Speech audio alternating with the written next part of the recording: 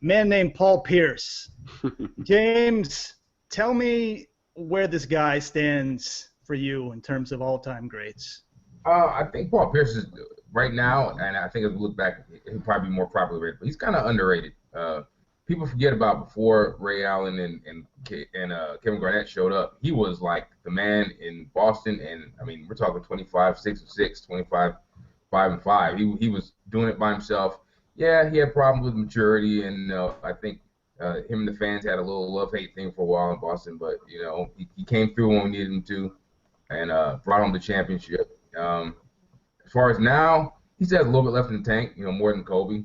But yeah, I think he was overshadowed by the greatness of Kobe and the Lakers run and Kevin Garnett in his prime. But he was just a terrific player, great defender, underrated facilitator, and the guy could just flat out score. Mm-hmm. Justin, what stood out to you about him? A lot of what James said. I think people do forget just how good he was in Boston prior to those guys coming there. I think a lot of people forget him coming back from really brutal, violent stabbing in Boston. He was stabbed, came back from that. Whenever you see a player overcome adversity like that, it's always commendable. The other thing I really do respect is just how well he's transitioned from each stage of his career, going from being the man to being kind of, well, he kind of was the man still when Garnett and Ray Allen were there. He closed out a lot of games, finals MVP. He's always been a big-time player, but even now transitioning into being a role guy in Washington where he had a reduced role, but he hit big shots in the playoffs. He gave them that veteran lift. Not a lot of guys as talented as Paul Pierce do that. We see more. It's more common for guys to go the route of Allen Iverson rather than Paul Pierce, and it's just really impressive to see kind of the maturity, the growth, and how his game has evolved as he's aged. I think that's one of the things that really stands out to me. James, was there like one skill set that he really mastered that really doesn't get spoken about a lot? I think I'm going to speak on it again. I think we all talk about it. His footwork and the fact that he can leverage the fact that he wasn't a great athlete, but he can get to anywhere on the floor and find his shots. And I think that's something like that Andrew Wiggins can learn and Paul George can learn. It doesn't matter, if you can do everything, but know what you can do and do it well. And he would get to his spot, that elbow extended, and he'd work and he'd hit him with a little, side step or step back, and it was his money. And the fact, like I said, it was just something beautiful to watch when he got on a roll. And it's nothing fancy, get you in the mid range, and he's just killing you. So.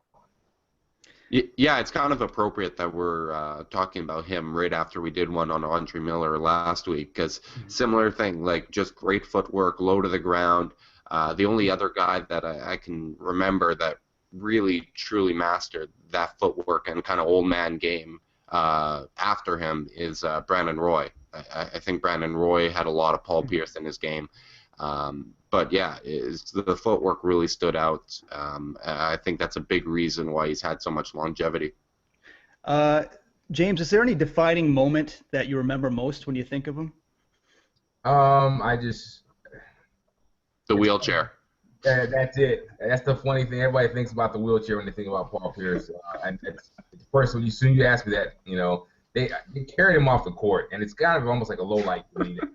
He was like a war vet that just took a shell to the chest, and then a couple minutes later he just comes running out the back. But he came back and he started putting in work, and they won the game. So that was awesome. But yeah, I'll say that, or just that the finals run when they won the championship in 2008. He went head to head with Kobe, and he gave just as good as he got, and he wasn't scared of the moment, and he hit the big shots, took the big shots. And that was like the accumulation of his career to that point, all the frustration and everything, and then he got a chance to lead his team in the finals. That was pretty cool. Mm-hmm. Yeah, the whole run was really, really special. Like, people forget, like, they went 7 games in the first round against the Hawks. Zaza Pachulia definitely doesn't forget that. They had just an epic 7-game series in the second round against the Cavs. I remember him and LeBron going at it in that Game 7. I think Pierce had 45, James had 43 or something like that. but just that whole run and then closing it out against Kobe, both of them still basically in their primes, even though it was kind of the back end of those primes.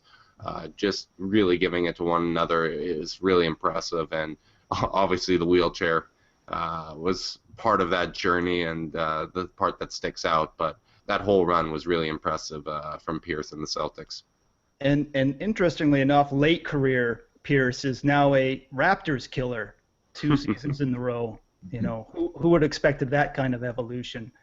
I got to mention that I spoke to Chris Wallace, who is the GM now with the Grizzlies, but he's the man who drafted Paul Pierce, and we had a nice chat about him. He said, you know, he was the 10th pick. I'm not a soothsayer. I'm not a magician, but he had an NBA body. He had this desire to be in the league, and he basically spent every day in practice talking about the 9 guys who went before him. I think he carried that his entire career, kind of like how Damian Lillard does today, that chip on his shoulder, and he just kind of persisted and persevered. Paul Pierce, one of the great ones that we don't have very many days left with.